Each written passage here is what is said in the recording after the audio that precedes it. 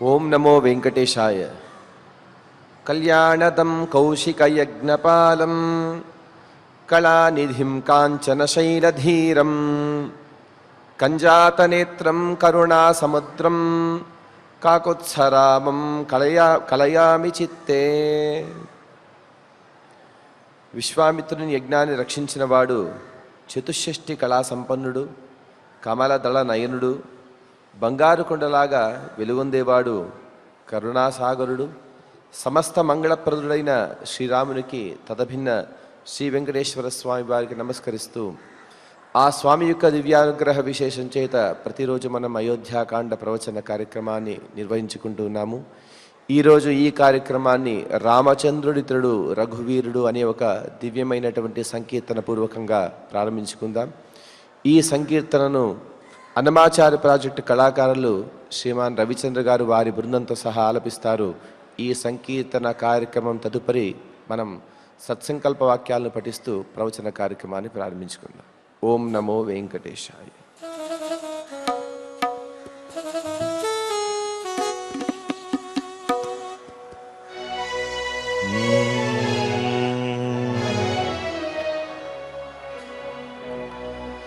రామచంద్రుడితడు రఘువీరుడు, రామచంద్రుడితడు రఘువీరుడు, కామిత ఫలమూలి కలిగే నిందరికి.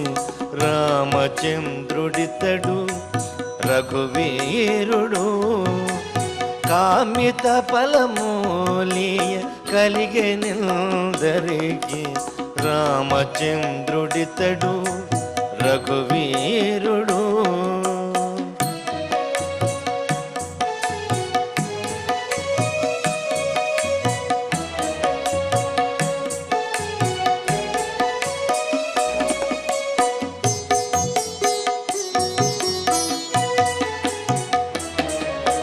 గౌతము భార్య పాలిటి కామధేను వితడు, గాతల కౌశికు పాలి కల్పవృక్షము. గౌతము భార్య పాలిటి కామధేను వితడు, గాతల కౌశికు పాలి కల్పవృక్షము. సీతాదేవి పాలిటి చింతామణి ఇతడు, సీతాదేవి పాలిటి చింతామణి ఇతడు, ఈతడు దాసుల పాలి ఇహ పరదైవము.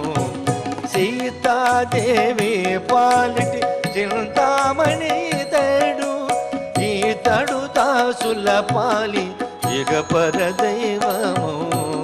రామచంద్రుడితడు రఘువీరుడు, కామిత ఫలమూలి కలిగే నిందరికి. రామచంద్రుడితడు రఘువీరుడు.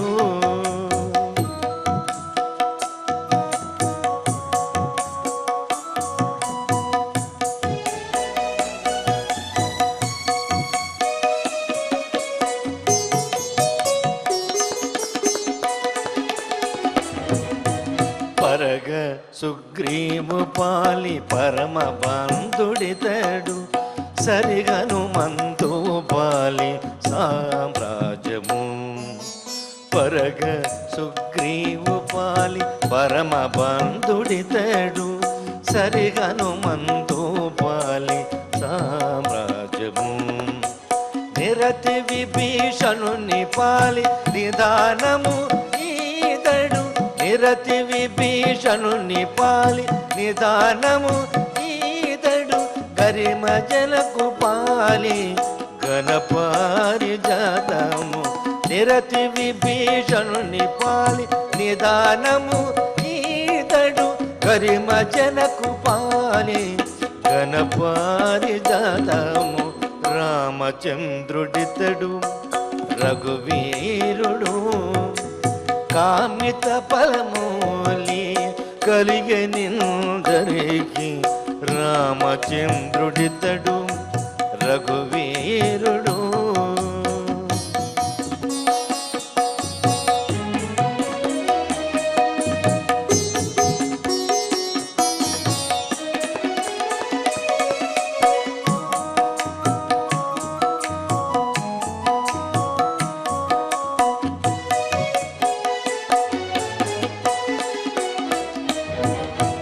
తలప శబరిపాలి తత్వపు రహస్యము అలరి గుహుని పాలి ఆది మూలము. తలప శబరిపాలి తత్వపు రహస్యము అలరి గుహుని పాలి ఆది మూలము. కలడన్న వారి పాలి కన్నులెదుటి మూరితి కలడన్న వారి పాలి కన్నులెదుటి మూరితి వెలయ శ్రీ వెంకటాద్రి విభుడితడు. కలడన్న వారి పాలి కన్నులెదుటి మూరితి వెలయ శ్రీ వెంకటాద్రి విభుడితడు. రామచంద్రుడితడు రఘువీరుడు కామిత ఫలమూలియ కలిగే నిందరికి. రామచంద్రుడితడు రఘువీరుడు రామచంద్రుడితడు రఘువీరుడు రామచంద్రుడితడు రఘువీరుడు.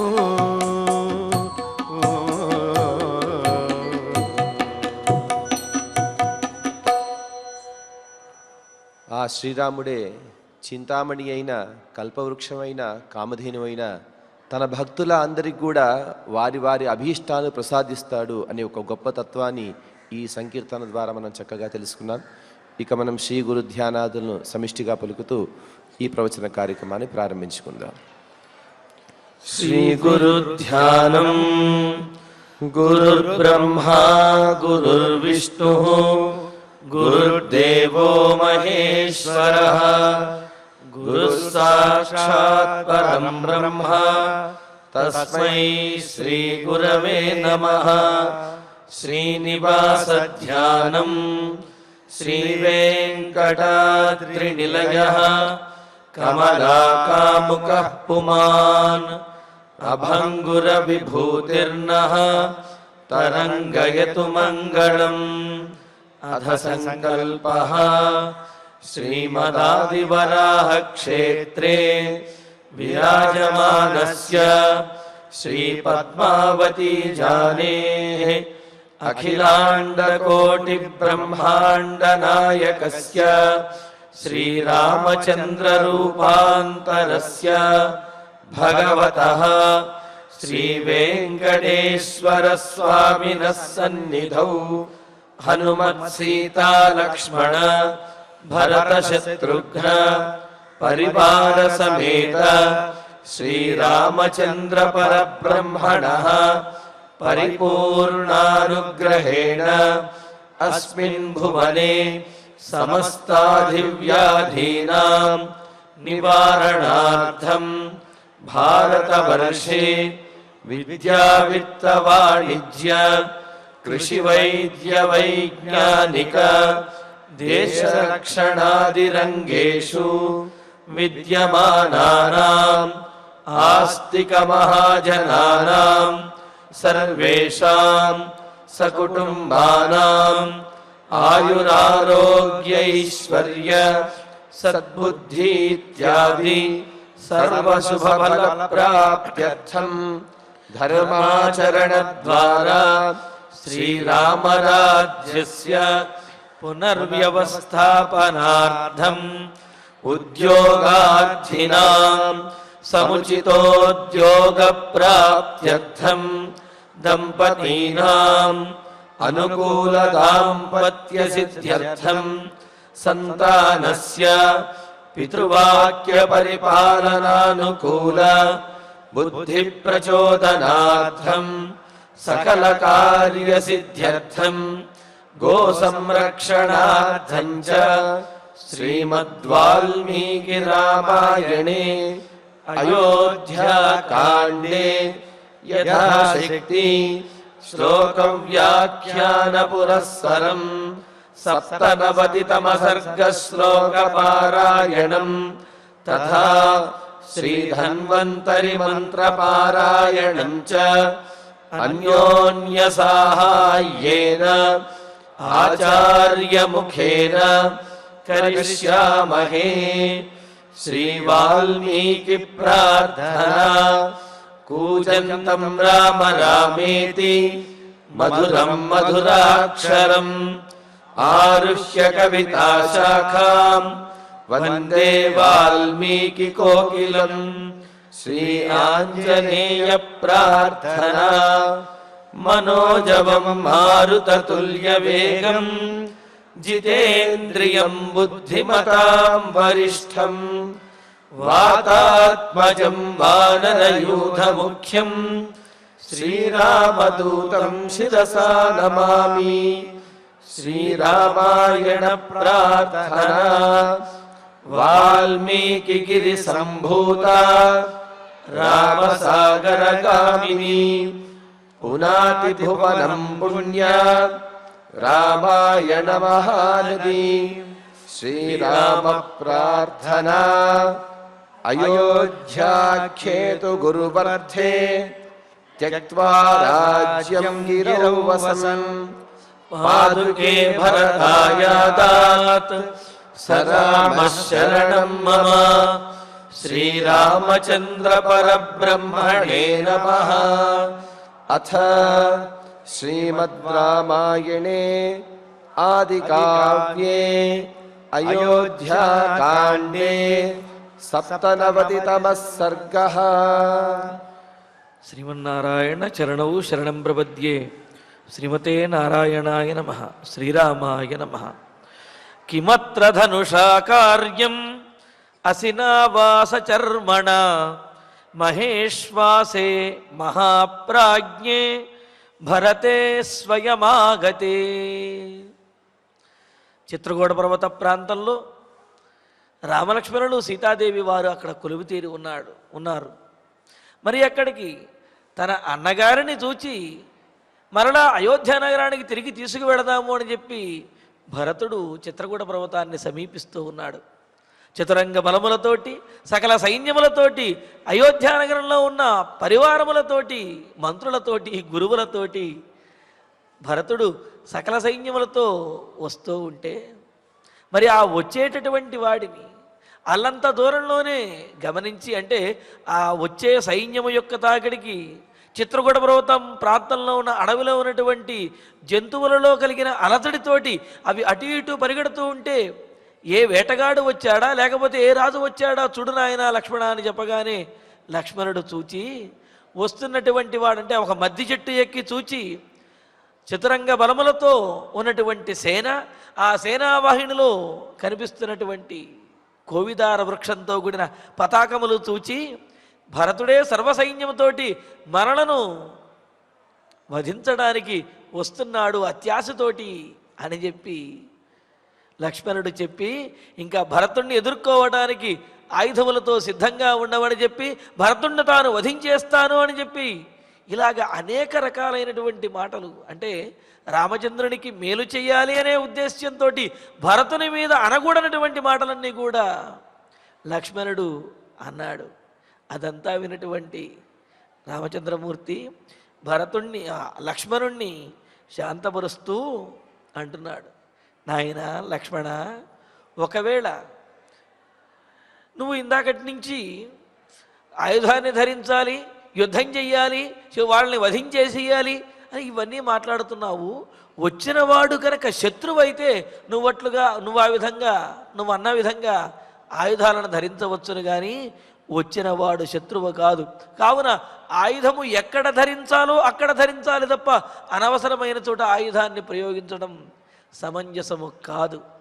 అంతేకాదు ఎవరి ముందు ఆయుధాన్ని ప్రయోగించాలో వారి ముందు ప్రయోగించడానికి ప్రయత్నించాలి తప్ప గొర్రె వెళ్ళి లేకపోతే పొటేలు వెళ్ళి కొండను ఢీకున్నట్లుగా నువ్వేదో ఇందాకటి నుంచి నేను ఆయుధాన్ని ధరించేసి భరతుణ్ణి వధించేస్తాను అని చెప్పి అంటున్నావు. భరతుడు ఏమైనా సామాన్యుడు అనుకుంటున్నావా? అంత సులువుగా భరతుడిని జయించవచ్చు అనుకుంటున్నావా? మహేశ్వాసే ప్రహాప్రాజ్ఞే భరతే స్వయమాగతే.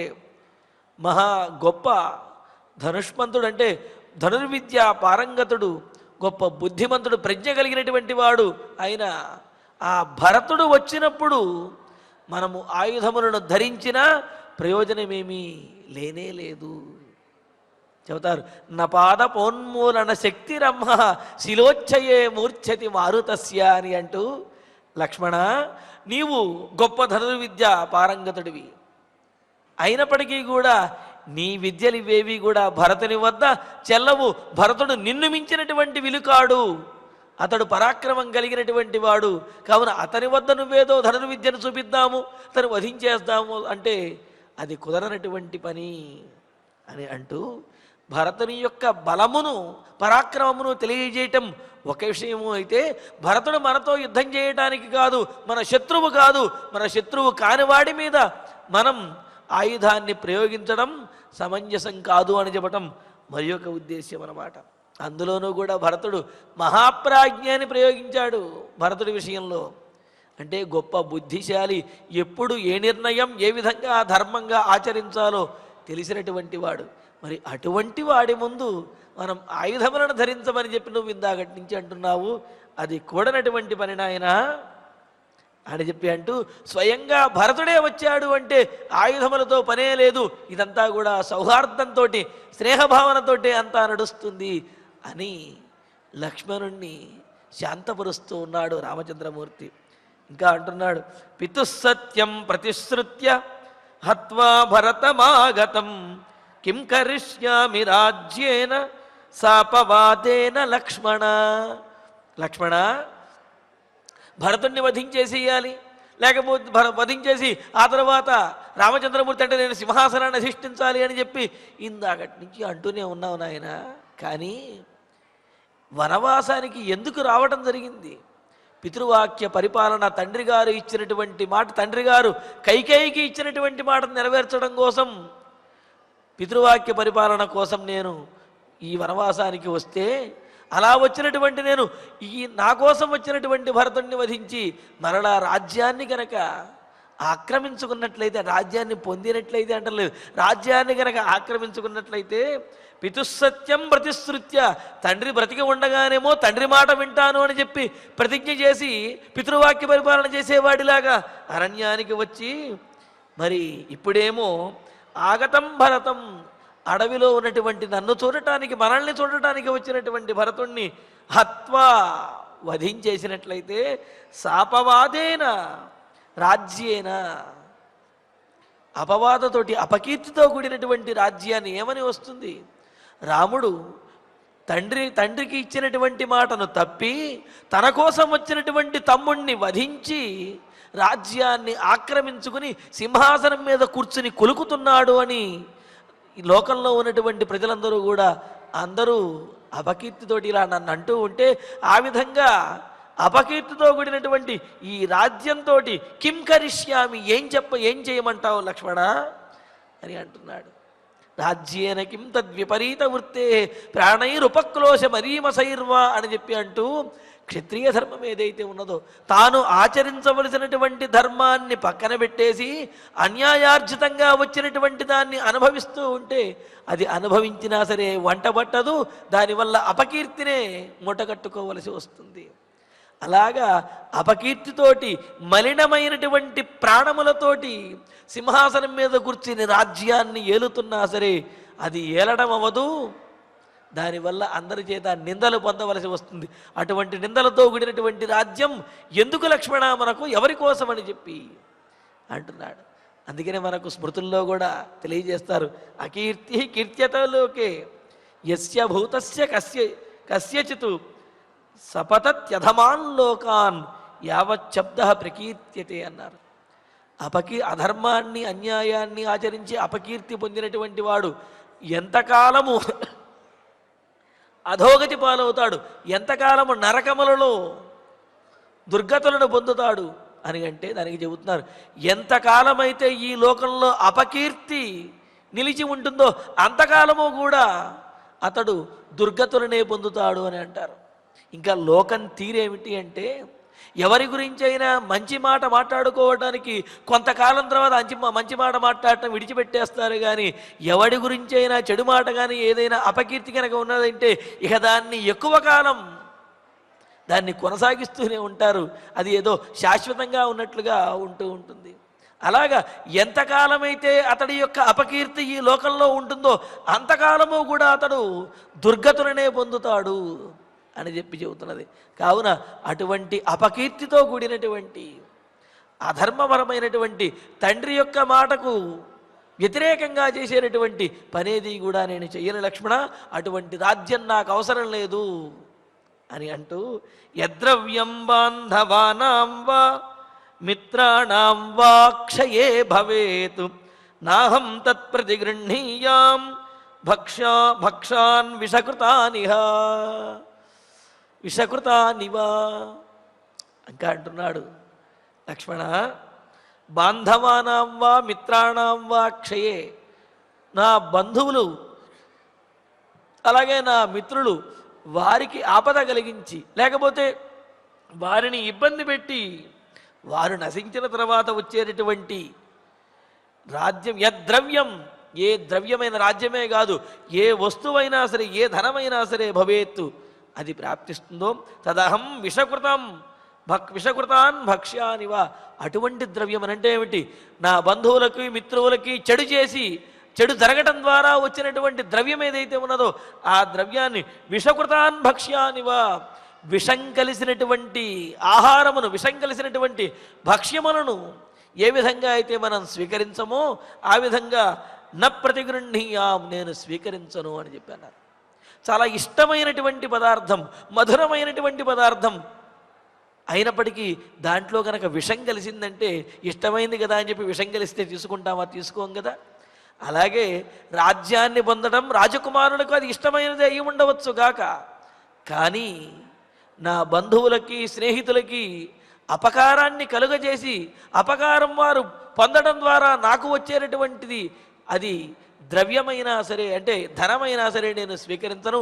అటువంటిది నా చేతులతో నేనే స్వయంగా అపకారం చేసి ఈ రాజ్యాన్ని స్వీకరిస్తానని చెప్పి ఎలా అనుకున్నావు లక్ష్మణ అని చెప్పి మొదట లక్ష్మణుని యొక్క ఆవేశాన్ని, లక్ష్మణుని యొక్క ఆవేశంలో న్యాయము ధర్మము లేదనే విషయాన్ని రాముడు తెలియజేస్తూ అతడిని శాంతపరుస్తూ ఉన్నాడు.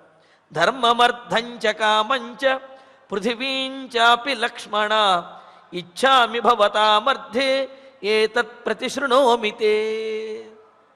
అనయ్య, అంటే ఇంక నువ్వు ఈ క్షత్రియ వంశంలో జన్మించినటువంటి నీకు ఇంక క్షత్రియుడు కదా, మరి రాజు అవ్వాలనే కోరికేమీ లేదా? పైగా ధర్మంగా వంశపారంపర్యంగా పెద్ద కుమారుడమైనటువంటి నీకు దక్కవలసినటువంటి రాజ్యాన్ని నీవు పొందాలి అని చెప్పి అనుకోవటం లేదా? మరి సీతాదేవి నిన్ను నమ్మి నిన్ను వివాహం చేసుకున్నది ఆమెను సుఖపెట్టాలని చెప్పి నీకు లేదా అని లక్ష్మణుడు ఇన్ని ప్రశ్నలు వేస్తాడు కదా.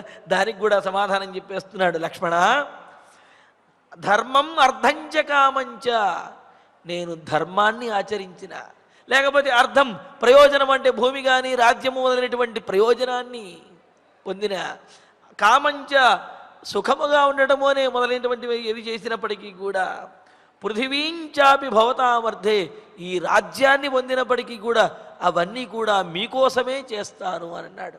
అంటే తాను ఆచరించేటటువంటి ధర్మము ద్వారా తన అన్నదమ్ములకు ప్రజలకు మేలు జరుగుతుంది అంటే ఆ ధర్మాన్ని రాముడు ఆచరిస్తాడు. తాను ఆచరించేటటువంటి ఆ అర్థము, ఆ ప్రయోజనకరమైనటువంటి వాటి ద్వారా అన్నదమ్ములకి రాజ్యానికి ప్రయోజనం కలుగుతుంది అంటే అర్థాన్ని పాటిస్తాడు. తాను ఆచరించేటటువంటి తన సుఖము ద్వారా, ఆ కామము ద్వారా తన వంశాభివృద్ధి జరిగి తద్వారా రాజ్యంలో ఉన్నటువంటి వారికి ఒక పాలకుడు వస్తాడు అని చెప్పి ఇది కూడా పరోపకారం కోసమే చూడండి అనే ఉద్దేశం ఉంటే రాముడు ఆ కామాన్ని కూడా ఆచరిస్తాడట.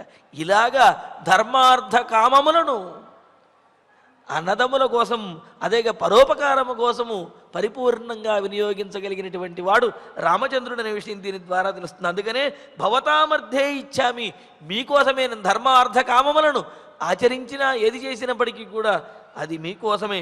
ఏతత్తే ప్రతిశృణోమి, ఈ విషయాన్ని నేను ఒట్టుపెట్టి మరీ చెబుతున్నాను అని చెప్పి అంటున్నాడు రాముడు. ఎంత ధైర్యంగా, ఎంత రుజుమార్గంలో, ఎంత నిక్కచ్చిగా రాముడు తన ఉద్దేశాన్ని చెబుతున్నాడు చూడండి. భ్రాతॄణాం సంగ్రహార్థంచ సుఖార్థంచాపి లక్ష్మణ రాజ్యమప్యహమిచ్చామి సత్యేనాయుధమాలభే. ఇంకా అంటున్నారు లక్ష్మణ, భ్రాతృణాం సంగ్రహార్థంచ, తమ్ముళ్లకు ఈ రాజ్య సుఖములను కట్టబెట్టడం కోసం, అంటే తమ్ముళ్ళకి ఈ రాజ్య సుఖం దక్కడం కోసం, లేకపోతే తాను రాజునై ఏదైనా సంపాదించినప్పటికీ కూడా అది తమ్ముళ్లకు ఉపయోగపడుతుంది అనే ఉద్దేశంతో, సుఖార్థంచ సోదరుల యొక్క సుఖము కోసమే, అపి రాజ్యమపి వారి యొక్క అభివృద్ధి కోసమే నేను ఈ రాజ్యాన్ని, ఒకవేళ రాజ్యాన్ని కనుక నేను పొందితే ఎందుకు పొందుతానో తెలుసా? నేనేదో సింహాసనం మీద కూర్చుని అధికారాన్ని చలాయించాలని కాదు, తమ్ముళ్ళైనటువంటి మీకు ఈ రాజ్యభోగాలు రావాలి అని, ఆ ప్రయోజనములు మీకు ప్రజలకు కలగాలి అని చెప్పి, అందుకోసమే నేను రాజ్యాన్ని అయినా సరే అహం ఇచ్చామి కోరుకుంటానేమో తప్ప స్వార్థంతో ఎప్పుడు రాజ్యాన్ని నేను కోరుకోను అన్నాడు. అంటూ ఇక్కడ ఏమంటున్నాడు, ఆయుధం ఆలభే సత్యేన ఆయుధం ఆలభే, ఇది సత్యము, నేను నా ఆయుధాన్ని ధరించి పట్టుకుని మరి శపథం చేస్తున్నాను అని చెప్పి రామచంద్రమూర్తి ప్రతిజ్ఞాపూర్వకంగా ఒట్టు పెట్టి మరి తన ఉద్దేశ్యాన్ని లక్ష్మణుడితో చెబుతూ ఉన్నాడు. ఇందులో విశేషం ఏమిటి అంటే, ఒట్టు పెట్టేటటువంటి సందర్భంలో బ్రాహ్మణులు కనుక అయినట్లయితే యజ్ఞోపవీతాన్ని ధరించి, క్షత్రియులు కనుక అయినట్లయితే తాను వినియోగించే ఆయుధాన్ని ధరించి, వైశ్యులు కనుక అయినట్లయితే త్రాసు, ఆ తుల ఉంటుంది కదా వ్యాపారంలో వినియోగించేది, దాన్ని ధరించి, మరి శూద్రులు ఇతరులు కనుక అయినట్లయితే తాను తమకు జీవనాధారమైనటువంటి పనిముట్లు ఆయుధములు ఏవైతే ఉంటాయో వాటిని ధరించి, ఆ పనిముట్లు సాధనములు ఏవైతే ఉంటాయో వాటిని ధరించి వాటిని తాకి ఒట్టు పెట్టడం అనేది మనకు స్మృతుల్లో తెలియజేశారు. ఆ విధంగా ఇప్పుడు రామచంద్రమూర్తి తాను రాజుగా ఉన్న, క్షత్రియుడిగా ఉన్న తన ఆయుధాన్ని ధరించి, నేను ఇదిగో ఈ ధనుస్సుని పట్టుకుని మరి ఒట్టు పెడుతున్నాను, నేను రాజ్యాన్ని, ఒకవేళ నాకు రాజ్యం వచ్చింది అంటే అది మీ సుఖం కోసం, మీ సంతోషం కోసం, ప్రజల యొక్క సంతోషం కోసమే తప్ప నాకు రాజ్యకాంక్ష అనేది లేదు అని రాముడు చెబుతూ, నేయం మమ మహీ సౌమ్య దుర్లభా సాగరాంబర నఘీచ్ఛేయమధర్మేణ శక్రత్వమపి లక్ష్మణ. లక్ష్మణ, నీవేమో ఎలాగైనా సరే రాజ్యాన్ని పొందాలి అని చెప్పి ఆలోచిస్తున్నావు, కానీ అన్యాయార్జితంగా, అధర్మార్జితంగా వచ్చేటటువంటిది ఏది కూడా నాకు అవసరం లేదు, అది ఇంద్రపదవైనా సరే అని అంటున్నాడు. సౌమ్య సాగరాంబర ఇయం మహి, సౌమ్యుడమైనటువంటి, అంటే ఇక్కడ లక్ష్మణుడు చాలా కోపంతో ఉన్నాడు. కోపంతో ఉంటే అతడు రామచంద్రమూర్తితో ఏ విధంగా అయితే సౌమ్యంగా వ్యవహరిస్తారో ఆ విషయాన్ని గుర్తు చేసి, నాయనా నువ్వు ఎప్పుడు కోప్పడేవాడివే కాదు, ఎంత సౌమ్యగుణం కలిగినటువంటి వాడివి. లక్ష్మణుడు సౌమ్యగుణం కలిగిన వాడా? కాదు కదా. అయినప్పటికీ కూడా అతనిలో ఉన్న సౌమ్యగుణాన్ని పైకి తీసుకురావటం కోసం రామచంద్రమూర్తి ఈ విధంగా అంటూ ఉన్నాడు. లక్ష్మణ, సౌమ్య సాగరాంబర ఇయం మహి, సాగరం వరకు వ్యాపించినటువంటి ఈ భూమండలం ఏదైతే ఉందో, మమ నదుర్లభ, ఒకవేళ నేను ఈ భూమిని మొత్తాన్ని పరిపాలించాలి అని కోరుకున్నట్లయితే ఈ భూమండలం మొత్తాన్ని కూడా పరిపాలించగలగను, అంతటి శక్తి సామర్థ్యములు నా వద్ద ఉన్నవి, ఆ పరాక్రమం నా దగ్గర ఉన్నది. ఈ భూమండలాన్ని పరిపాలించడం అనేది నాకు దుర్లభమైనది కాదు, నేను అనుకుంటే దీన్ని సాధించగలను.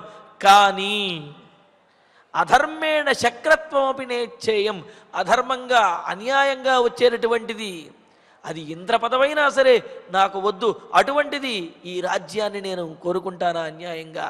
కాదు కదా అని అంటూ, యద్వినా భరతంత్వాంచ శత్రుఘ్నంచాపి మానద భవేన్మవ సుఖం కించిత్ భస్మ తత్కురుతాం శిఖీ.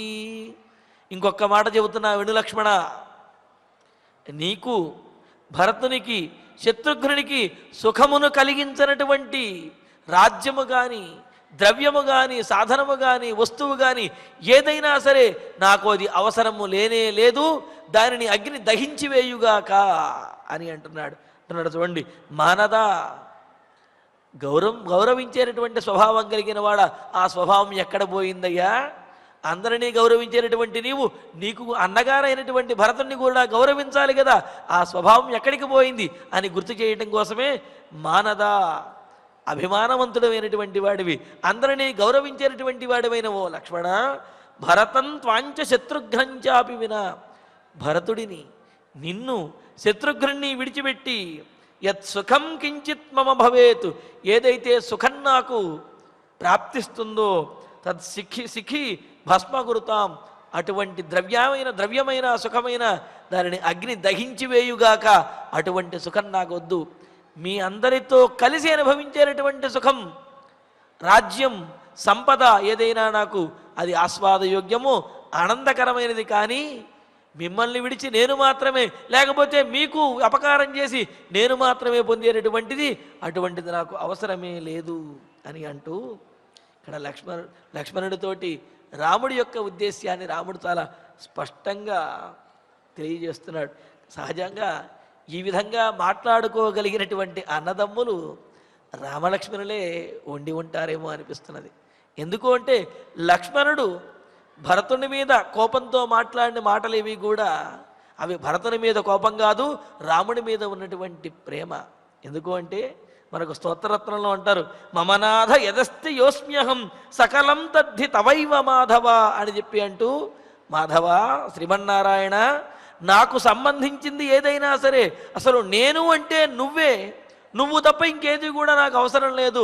నీకు ఏ భావన కలుగుతుందో, నీకు ఏ ఇబ్బంది కలుగుతుందో అది నాకు కలిగినట్లు, నీకు కలిగినటువంటి సంపదలు అదేవిధంగా అవన్నీ కూడా నాకు కలిగినట్లే అని చెప్పి భగవంతునితోటి తాదాత్మ్యంతో, భగవంతుని యందు అమితమైనటువంటి ప్రేమతోటి, అవినాభావ సంబంధంతో భగవంతుని యందు ప్రేమ కలిగి ఉండటం ఆళ్వారాదులు అందరూ కూడా ఆ విధంగానే చేశారు. పెరియాళ్ళవారులకి స్వామివారు కలలో కనిపిస్తే సహజంగా స్వామివారు కనుక ప్రత్యక్షమైతే, అమ్మయ్యా ఎంతకాలం నుండి వేచి ఉన్నానయ్యా, నువ్వు నాకు ప్రత్యక్షమయ్యావు, చాలా సంతోషము అని చెప్పి కృతజ్ఞత చెప్తారు. కానీ ఆళ్వారాదులు స్వామివారి మీద ఉన్నటువంటి ప్రేమతోటి, స్వామి నాకు ఇంతసేపు నువ్వు కనిపించావంటే నా దృష్టి నీ మీద పడి నీకేమైనా దృష్టి దోషం కలిగి ఏమన్నా అపాయం కలుగుతుందేమో, కావున ఎక్కువసేపు నాకు కనిపించవద్దు అని చెప్పి ఆళ్వారాదులు స్వామివారిని కీర్తించారట. అంటే ఏమిటి, తనకు కనిపించడం ఇష్టమే, కానీ తాను ఎక్కువగా చూచినట్లయితే ఆ ఆనంద పరవశంతో చూడటం ద్వారా భగవంతునికి దృష్టి కలుగుతుందేమో అని చెప్పి భగవంతుడిని కూడా నాయన నువ్వు కనిపించద్దు అని ఆ ప్రేమాతిశయం కలిగినటువంటి, ఆ భక్తి అతిశయం కలిగినటువంటి వారు, మరి తాదాత్మ్యత పొందినటువంటి వారు ఎంతోమంది ఉంటారు కదా.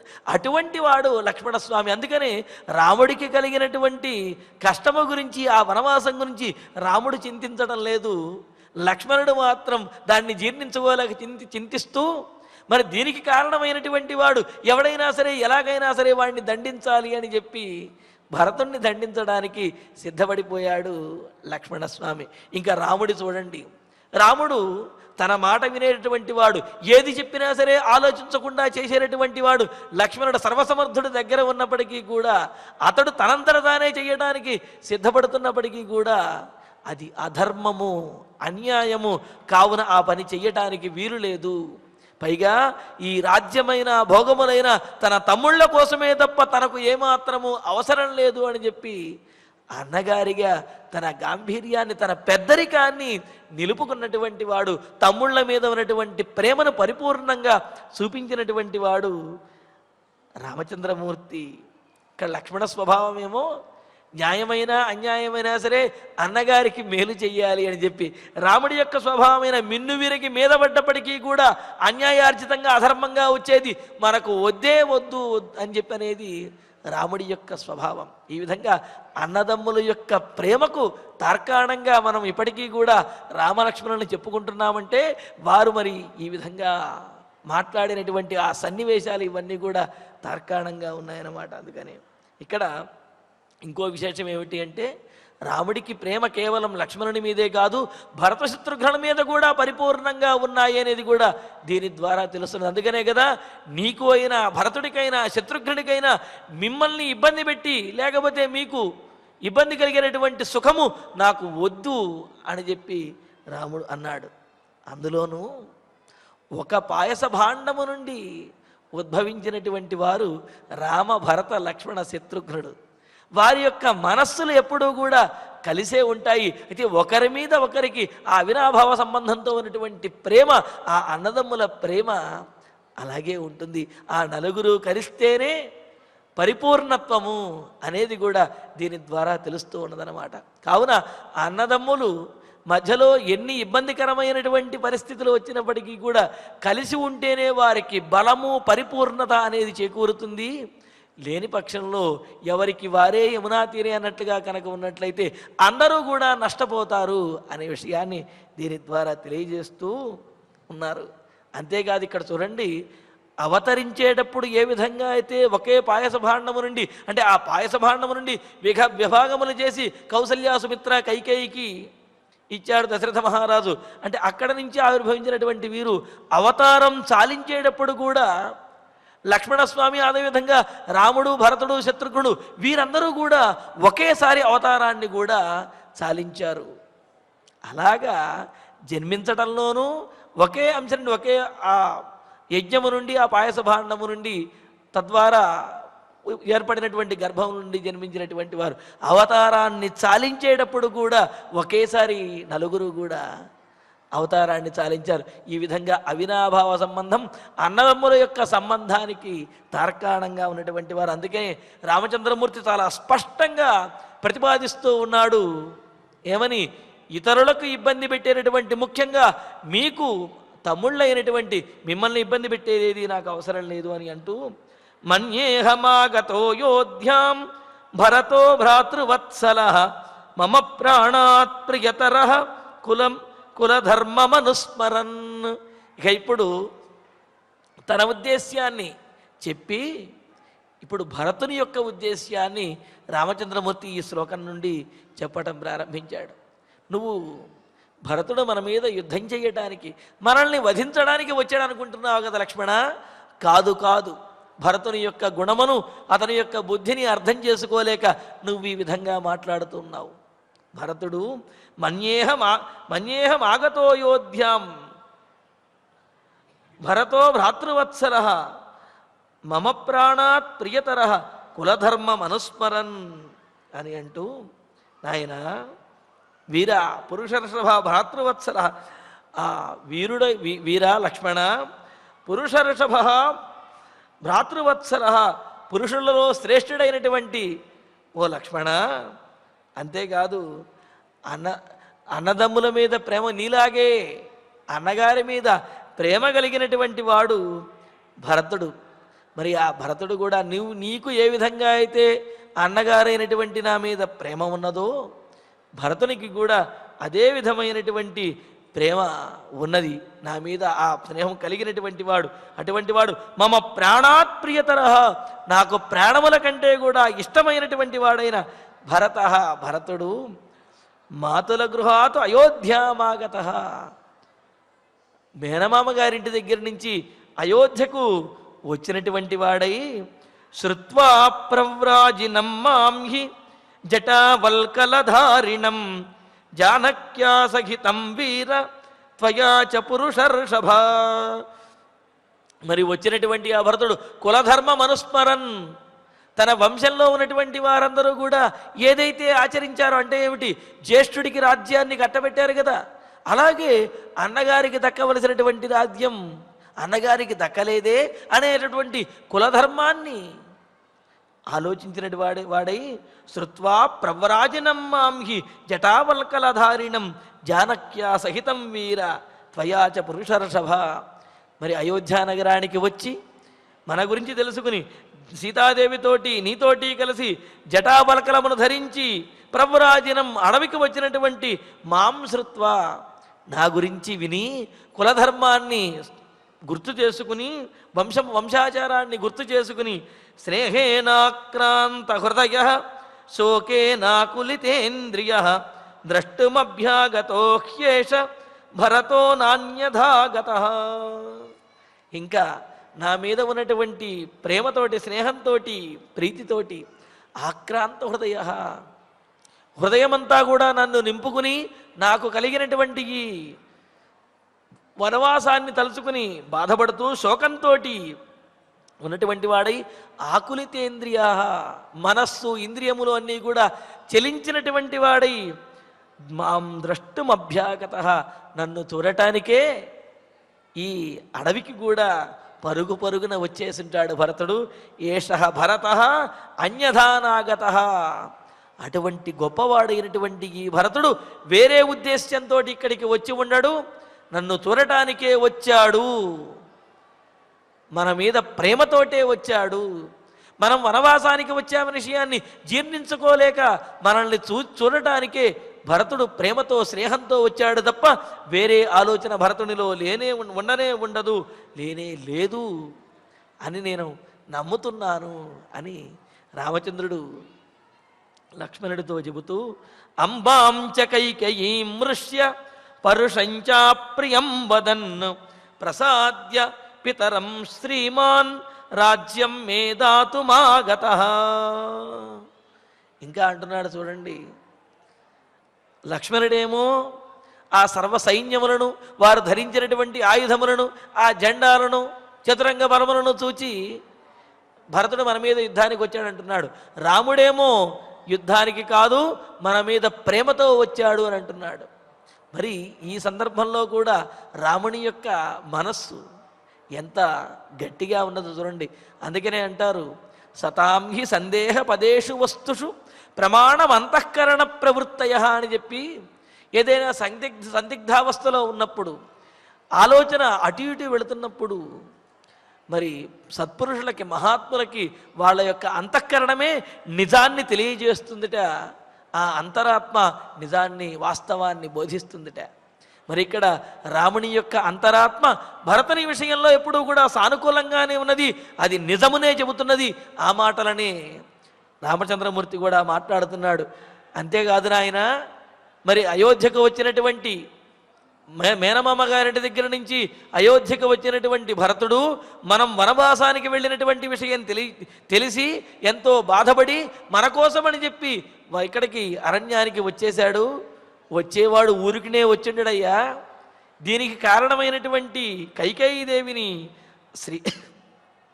శ్రీమాన్ నాయందు అమితమైనటువంటి భక్తి, అంటే శ్రీరామ భక్తి అనే అమితమైనటువంటి సంపద కలిగిన ఆ భరతుడు అంబాం కైకేయీంచరుష్య, తల్లి అయినటువంటి కైకేయి మీద కోప్పడి, ఆమె మీద ఆగ్రహించి, పరుషం అప్రియంచ వదన్, ఆమెను అనకూడనటువంటి మాటలు, పరుషమైనటువంటి మాటలు అని పితరం ప్రసాద్య, మన తండ్రి గారైనటువంటి దశరథ మహారాజుని ఒప్పించి, రాజ్యం మే రాజ్యం దాతుమాగతః, నాకు రాజ్యాన్ని ఇవ్వటానికే భరతుడు ఇక్కడికి వచ్చుంటాడు, అంతే తప్ప వేరే ఉద్దేశ్యం భరతునిలో ఉండనే ఉండదు అని అంటున్నాడు. చూడండి రామచంద్రమూర్తికి భరతుని యందు ఎంత అనుకూలమైనటువంటి భావన ఉన్నదో.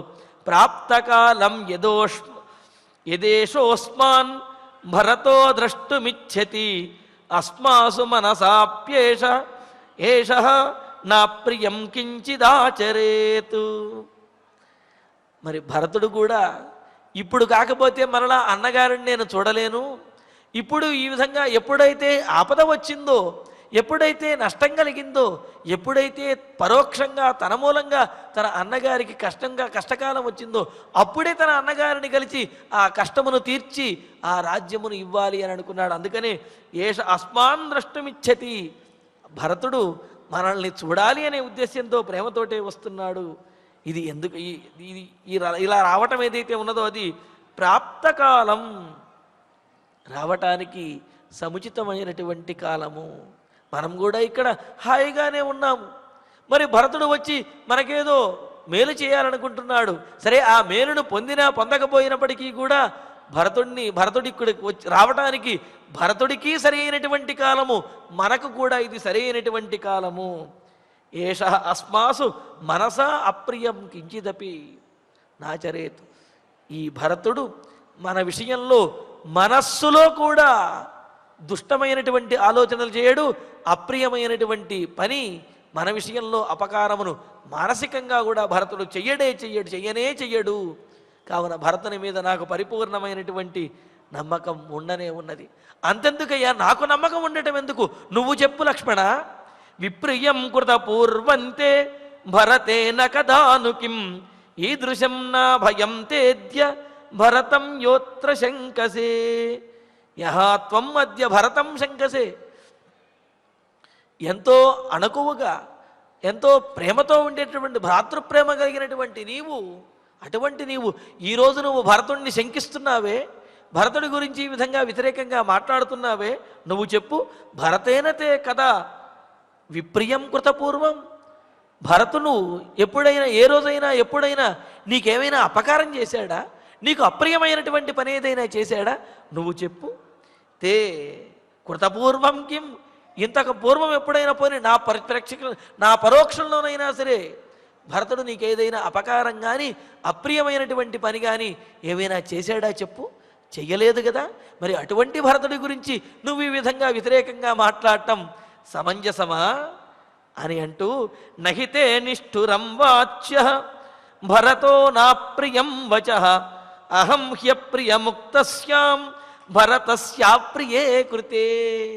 చూడండి రామచంద్రమూర్తి ఏమంటున్నాడు. భరతుడి గురించి తే భరత నిష్ఠురం వచ నవాచ్య, నువ్వు భరతుడి గురించి నిష్ఠురమైన పరుషమైనటువంటి మాటలు మాట్లాడకూడదు. అలా మాట్లాడటం, భరతుడి విషయంలో మాట్లాడటం నీకు తగదు. ఎందుకంటే నీకంటే పెద్దవాడు ధర్మాత్ముడు అయినటువంటి భరతుడి గురించి ఇలా మాట్లాడటం, నిష్ఠురంగా మాట్లాడటం నీకు తగదు. అబే కాదు, నేను ఆవేశంలో మాట్లాడుతున్నాను అని అంటావా? ఒకవేళ నువ్వు భరతుణ్ణి కనుక నిందించినట్లయితే అది నన్ను నిందించినట్లే అని చెప్పి రామచంద్రమూర్తి అంటున్నాడు. చూడండి, భరతస్య అప్రియే కృతే సతి, భరతునికి కనుక నువ్వు అప్రియంగా ఏదైనా చేసినా, అప్రియంగా ఏదైనా మాట్లాడినా సరే, అహం హి అప్రియం ముక్త స్యాము, నువ్వు నన్నే నా విషయంలోనే అప్రియం చేశావని, నా విషయంలోనే అనకూడనటువంటి మాటలు అన్నావు అని చెప్పి నేను భావిస్తాను. కావున నువ్వు భరతుణ్ణి అన్నావంటే నన్నన్నట్లే అని చెప్పి అన్నాడు. మరి ఈ మాట అంటే ఇంకా లక్ష్మణుడు ఒక్క మాట అయినా ఇంకా మాట్లాడగలుగుతాడా? ఎందుకంటే లక్ష్మణుడు మాట్లాడినటువంటి ప్రతి మాట కూడా అన్నగారైనటువంటి రాముని మీద ఉన్నటువంటి ప్రేమతోటే. అటువంటిది ఇప్పుడు రాముడే ఏమన్నాడు? భరతుని కనుక అన్నట్లయితే నన్నన్నట్లే అన్నాడు. మరి రాముణ్ణి అన్నట్లే అనేటువంటి మాటలను లక్ష్మణుడు అనగలుగుతాడా? అనడు కదా. అందుకని భరతుణ్ణి కూడా ఇంకేమీ మాట్లాడలేదనమాట. మరి దీనివల్ల ఏం తెలుస్తున్నది అంటే, భగవంతుణ్ణి ఆశ్రయించినటువంటి వారి విషయంలో భగవంతుడికి ఉండేటటువంటి ప్రేమ ఎంత గొప్పగా ఉంటుంది అంటే, తనను ఏమన్నా అన్నప్పటికీ కూడా భగవంతుడు సహిస్తాడు, కానీ తన భక్తులను ఏమైనా అన్నట్లయితే కనుక భగవంతుడు కూడా సహించడు అని తెలుస్తున్నది. అందుకనే లక్ష్మణుడు ఏమైనా రాముణ్ణి కనుక అన్నట్లయితే రాముడు సహించేవాడేమో, కానీ తనను ఆశ్రయించి తన మీద ప్రేమతో వస్తున్నటువంటి భరతుణ్ణి లక్ష్మణుడు అంటుంటే మాత్రం సహించలేక అంటున్నాడు, నువ్వు భరతుణ్ణి కనుక అన్నట్లయితే ఆ పరుషమైనటువంటి అనకూడనటువంటి మాటలు నన్ను అన్నట్లే అని చెప్పి రాముడు అంటున్నాడు అనమాట. ఇది భగవంతుడికి భక్తుని మీద ఉన్నటువంటి ప్రేమాభిమానములు. మరి అదేవిధంగా ఇక్కడ రామచంద్రమూర్తికి భరతుని మీద ఉన్నటువంటి భ్రాతృప్రేమ, ఆ వాత్సల్యము, ఆ గొప్పతనము అన్నమాట. అంతేకాదు, ఈరోజు భరతుడిని నిందించావు నాయన, రేపు నన్ను నిందించవు అని చెప్పి నమ్మకం ఏమిటి? అన్నగారైనటువంటి చిన్నన్నయ్య అయినటువంటి భరతుడిని నిందించినటువంటి నీవు రేపు పెద్ద అన్నయ్య అయినటువంటి నన్ను కూడా నిందించవచ్చును కదా. కావున భరతుణ్ణి అన్నావు అంటే నన్ను అన్నట్లే అని చెప్పి రాముడు లక్ష్మణుడితో అంటూ, కథం ను పుత్రా పితరం హన్యుః కస్యాంచిదాపది భ్రాతావా భ్రాతరం హన్యాత్ సౌమిత్రే ప్రాణమాత్మనః. ఇంకా అంటూ రాజకీయం ఏదో మాట్లాడాడు కదా లక్ష్మణస్వామి.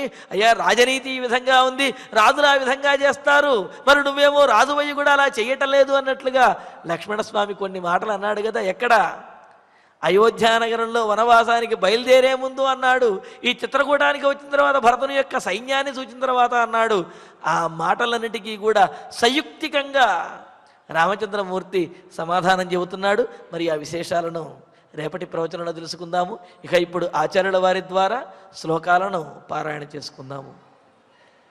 కిమత్ర ధనుషా కార్యం కిమత్ర ధనుషా కార్యం అసినావాస చర్మణా అసినావాస చర్మణా మహేశ్వాసే మహాప్రాజ్ఞే మహేశ్వాసే మహాప్రాజ్ఞే భరతే స్వయమాగతే భరతే స్వయమాగతే పితుః సత్యం ప్రతిశ్రుత్య పితుః సత్యం ప్రతిశ్రుత్య హత్వా భరతమాగతం హత్వా భరతమాగతం కిం కరిష్యతి కరిష్యామి రాజ్యేన కిం కరిష్యామి రాజ్యేన సాపవాదేన లక్ష్మణ సాపవాదేన లక్ష్మణ యద్ద్రవ్యం బాంధవానాం వా యద్ద్రవ్యం బాంధవానాం వా మిత్రాణాం వా క్షయే భవేత్ మిత్రాణాం వా క్షయే భవేత్ నాహం తత్ ప్రతిగృహ్ణీయాం నాహం తత్ప్రతిగృహ్ణీయాం భక్షాన్ విషకృతానివ భక్షాన్ విషకృతానివ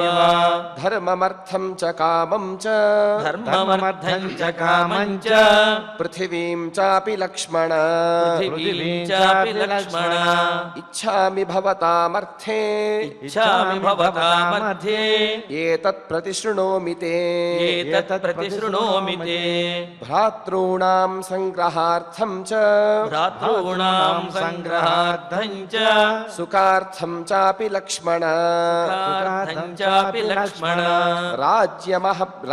రాజ్యమప్యహమిచ్ఛామి రాజ్యమప్యహమిచ్ఛామి సత్యేనాయుధమాలభే సత్యేనాయుధమాలభే నేయం మమ మహీ సౌమ్య జ్ఞేయం మమ మహీ సౌమ్య దుర్లభా సాగరాంబరా దుర్లభా సాగరాంబరా సహీచ్ఛేయమధర్మేణ సహీచ్ఛేయమధర్మేణ శక్రత్వమపి లక్ష్మణ శక్రత్వమపి లక్ష్మణ యద్వినా భరతం త్వాం చ యద్వినా భరతం త్వాం చ శత్రుఘ్నం చాపి మానద శత్రుఘ్నం చాపి మానద భవేన్మమ సుఖం కించిత్ భవేన్మమ సుఖం కించిత్ భస్మ తత్కురుతాం శిఖీ భస్మతత్కురుతాం శిఖీ మన్యేహమాగతో యోధ్యాం మన్యేహమాగతో యోధ్యాం భరతో భ్రాతృవత్సలః భరతో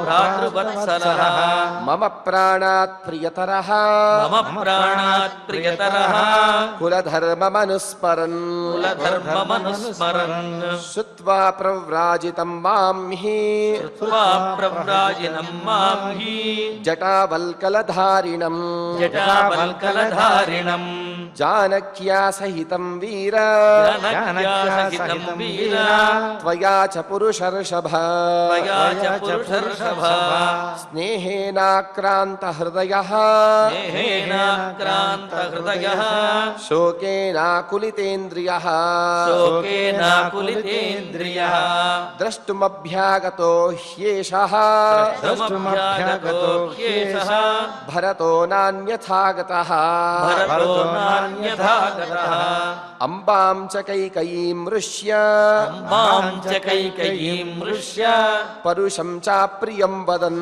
పరుషం చాప్రియం వదన్ ప్రసాద్య పితరం శ్రీమాన్ ప్రసాద్య పితరం శ్రీమాన్ రాజ్యం మే దాతుమాగతః రాజ్యం మే దాతుమాగతః ప్రాప్తకాలం యదేషోస్మాన్ ప్రాప్తకాలం యదేషోస్మాన్ భరతో ద్రష్టుమిచ్చతి భరతో ద్రష్టుమిచ్చతి అస్మాసు మనసాప్యేషః అస్మాసు మనసాప్యేషః నా ప్రియం కించిదాచరేత్ నా ప్రియం కించిదాచరేత్ విప్రియం కృతపూర్వం తే ప్రియం కృతపూర్వం తే భరతేన కదాను కిం భరతేన కదాను కిం ఈదృశం వా భయం తేద్య ఈదృశం వా భయం తేద్య భరతం యోత్ర శంకసే భరతం యోత్ర శంకసే నహి తే నిష్ఠురం వాచ్యః నహి తే నిష్ఠురం వాచ్యః భరతో నా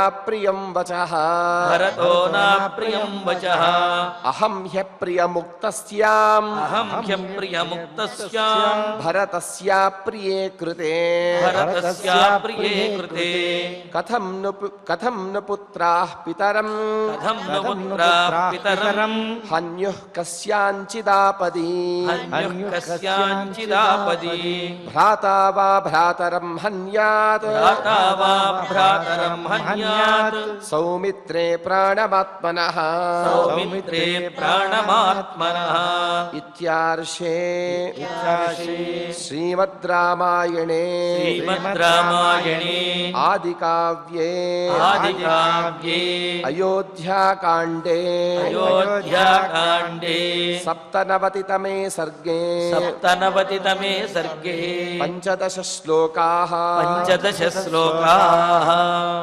ఇక మనం ఫలశ్రుతుల్ని ప్రారంభించి మంగళ శ్లోక పర్యంతం సమిష్టిగా పలుకుతూ ఈ కార్యక్రమాన్ని సుసంపన్నం చేసుకుందాం. ఫలశ్రుతి ఆయుష్యమారోగ్యకరం యశస్యం సౌభ్రాతృకం బుద్ధికరం సుఖం చ శ్రోతవ్యమేతన్నియమేన సద్భిః ఆఖ్యానమోజస్కరమృద్ధికామైః. శ్రీరామచంద్ర పరబ్రహ్మణే నమః. అథ ధన్వంతరి ధ్యానం అచ్యుతానంత గోవింద విష్ణో నారాయణామృత రోగాన్ మే నాశయాశేషాన్ ఆశు ధన్వంతరే హరే. ఆరోగ్యం దీర్ఘమాయుష్యం బలం తేజోధియం శ్రియం స్వభక్తేభ్యోనుగృహంతం వందే ధన్వంతరిం హరిం. ధన్వంతరేరిమం శ్లోకం భక్త్యా నిత్యం పఠంతి యే అనారోగ్యం న తేషాం స్యాత్ సుఖం జీవంతి తే చిరం.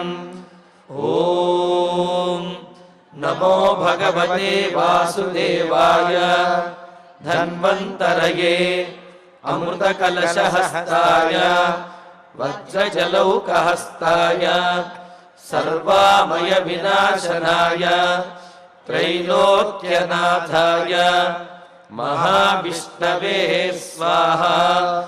ఓం వాసుదేవాయ విద్మహే సుధాహస్తాయ ధీమహి తన్నో ధన్వంతరిః ప్రచోదయాత్. అథ నవగ్రహ ప్రార్థన. ఆరోగ్యం పద్మబంధుర్వితరతు నితరాం సంపదం శీతరశ్మిః. భూలాభం భూమిపుత్రః సకలగుణయుతాం వాగ్విభూతిం చ సౌమ్యః.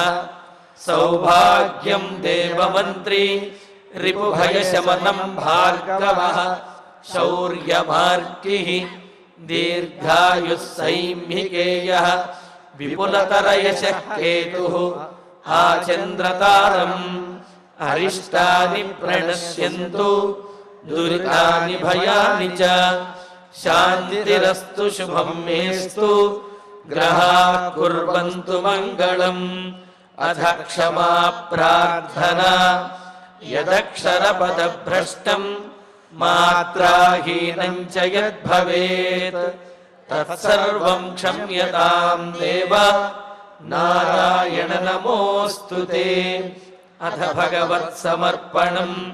కాయేన వాచా మనసేంద్రియైర్వా బుద్ధ్యాత్మనా వా ప్రకృతే స్వభావాత్ కరోమి యద్యత్ సకలం పరస్మై నారాయణాయేతి సమర్పయామి.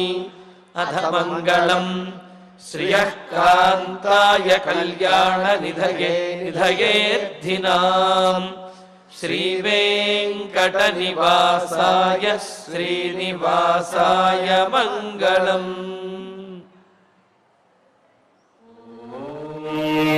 నమో